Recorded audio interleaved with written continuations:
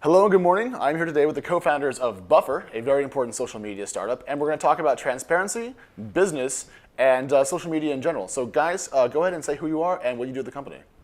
Sure. My name is Leo. I'm one of the co-founders, and I'm currently the CEO at Buffer. I try and do all sorts of things across marketing, growth, admin. He's the only non-douchey growth hacker you'll ever meet, if you want to break it down that way. Joel? Cool. I'm Joel. I'm the CEO, and right now that means hiring and customer support and engineering and product and just overseeing all those things. Good. So I think a lot of people have heard of Buffer, but they might not know exactly what you guys do. So can you give us like the 30-second rundown of what the company does? You want to do it? Yeah, Sure. In short, Buffer helps you. Our vision with Buffer is to help you give you the simplest and most powerful social media tool there is, and we do that with a very powerful way to publish, to schedule, to Twitter, Facebook, LinkedIn, and also to give you analytics to know how well you're doing. And you can do that on the individual level for your personal Twitter account, or on the company level with our business plans for your whole company, or we have agencies. So kind of like a social media management tool. But there's a free tier to Buffer, so it's a freemium play in general. Exactly. Yeah, we have a free plan. We have a $10 a month plan, and then we have a $50, $100, $250 a month. So that's like kind of the business suite of the product. Yeah. So and the split right now is that we have 98% of people are on the free plan. Yeah. And we have, so out of the other kind of 2%, it's about like 1.6% are paying for Buffer, and about 17,000 people are on the $10 a month plan. Then we have about, is it 200? Maybe like 1,000 by now on the business awesome. plan. Yeah. Do you think that your freemium overall conversion percentage is low or high? Or about right? I think it's about right, especially for a product like a $10 a month product. I think the cheaper it is, then the lower the conversion is going to end up being. So we're happy with that. At the same time, we did have to make some changes, and that's why we now have the business plans. I think we had this original vision of being like the Evernote of social media and having like 75 million users all paying $10 a month, or like a good chunk of them paying, and like they seem to have made that work with their $5 a month plan. For us, it didn't scale as far as it needed to, so then we had to rethink things, and that's where 3-4 months ago we came up with the business plans, and that's been working really well for us.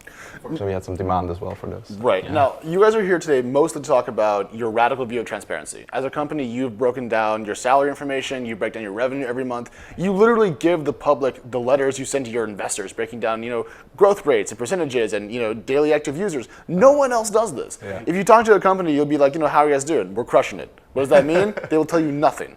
So you're outliers. You're weird in the best possible way. Yeah. So fundamentally, what is your view of transparency, and why do you value it in this way? Yeah, I think fundamentally, I really think it's just something that we felt that we needed to do from the start, and we felt like that is actually the right thing to do. It makes it a lot easier for us to not have to remember what we've said to one person that we shouldn't say to another person. We just share everything.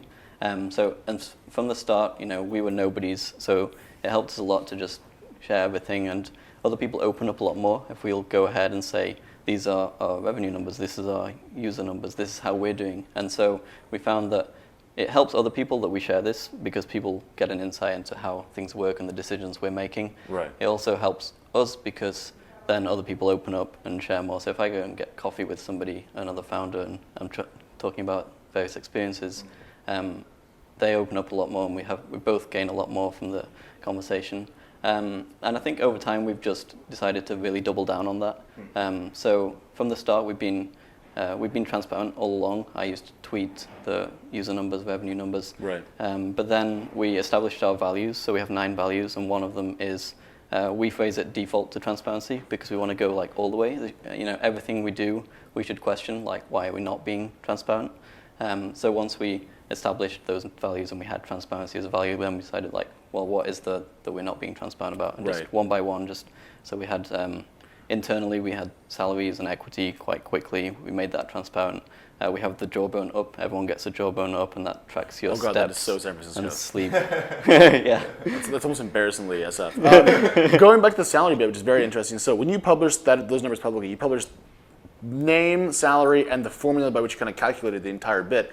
And there was some pushback in the media. I think people were like, this is not fair. To the employees, they should have privacy.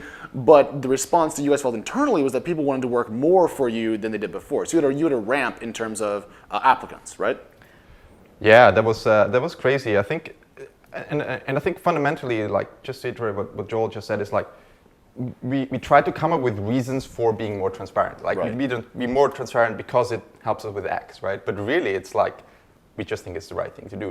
We do it because, right? There's no behind it. Basically, philosophically, you think this is the right way to go about it, and that obfuscation and hiding is just inherently wrong. Yeah, I mean, I wouldn't go so far. I think like other people can still do it, right? I don't think it's wrong for other people. I think there's various different situations where maybe it doesn't make sense. Well, you guys have numbers that are up to the right. I mean, like your revenue is now a $3.9 million run rate as of January. So like, I feel like when you look at your chart, why wouldn't you want to share this? It looks fantastic. If I was your investor, I'd be like, yeah, not bad. 10 points. But if it was going down, I mean, would you not feel some pressure to be a little more recalcitrant? I think it would be a lot harder if it was going down. I think. But we're like completely committed to transparency, and we had so last October we were hacked, and that was a moment where we just realized that, okay, we've got to really live to the transparency value here, and in so many ways it's even more important to be transparent in the situations where things are not going that well. Firstly, let's just be honest with ourselves and be honest with everyone else, and then that's going to help us figure out ways to improve faster. But if something goes wrong, like we get hacked and that is compromising accounts for our users, we want to keep them completely up to date at every step along the way. So we were publishing everything we knew before we knew the full details. We were saying, this is what we know right now. We're looking into what else is happening. And so actually a lot changed in the 2 days from when the hack occurred to when we knew the full information. A lot changed in that time, and we just shared, almost every couple of hours we shared a new update. So everyone was completely updated. I want to get to one last thing before we go.